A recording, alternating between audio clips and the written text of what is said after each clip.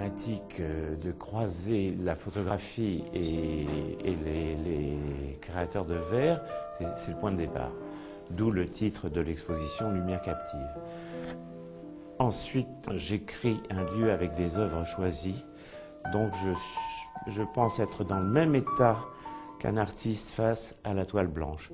Mes murs sont ma toile blanche. La mise en place d'une exposition, bien sûr, c'est un travail d'équipe parce que c'est extrêmement technique. Les œuvres, comme on peut le constater, ne sont pas posées directement au mur pour la plupart.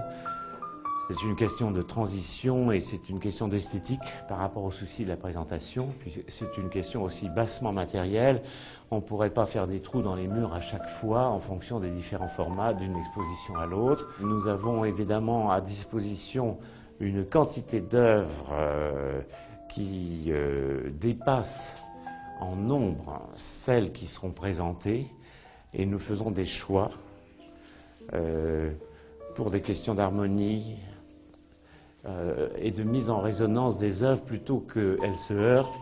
L'idée, c'est qu'elles s'accompagnent, qu'elles se répondent. C'est la sensibilité de celui qui décide, donc moi en l'occurrence, pour estimer que telle œuvre n'est pas éteinte par telle autre, mais au contraire mise en résonance.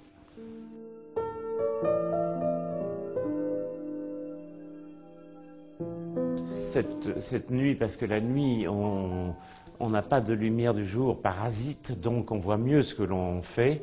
Et hier soir, tard, je me suis aperçu que ce que l'on avait fait, c'est-à-dire l'éclairage droite-gauche sur l'œuvre, était peut-être moins intéressant que si on isole et qu'on éclaire que d'un côté pour souligner lumière à la fois zénitale et latérale qui va donner plus de relief à l'œuvre.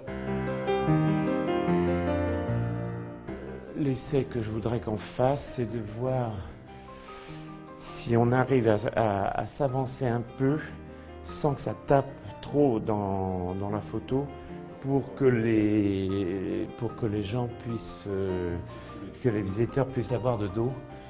Et ce qui permettrait d'avoir un éclairage plus au zénith pour avoir moins de lumière parasite, c'est-à-dire sur le fond du mur. Donc c'est une expérience qu'on peut faire, c'est-à-dire quitte à ce qu'on décale ensuite les deux panneaux, mais je pense qu'il faut qu'on essaye d'être un peu à l'aplomb de la source éclairée au zénith et caler nos socles dans notre vocabulaire un peu, notre jargon, tant qu'on n'a pas finalisé une mise en place, on appelle ça le dégrossissage. C'est pas très joli, mais vous voyez, le résultat est flagrant. On n'a plus de lumière sur le mur.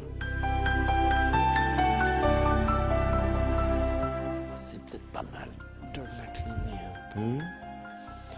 Qu'est-ce que ça donne?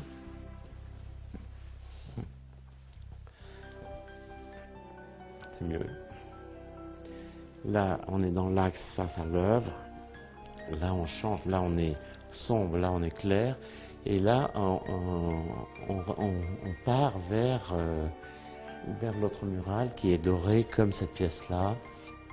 Pour sentir définitivement ce qui paraît être le mieux, il faut prendre conscience de l'ensemble.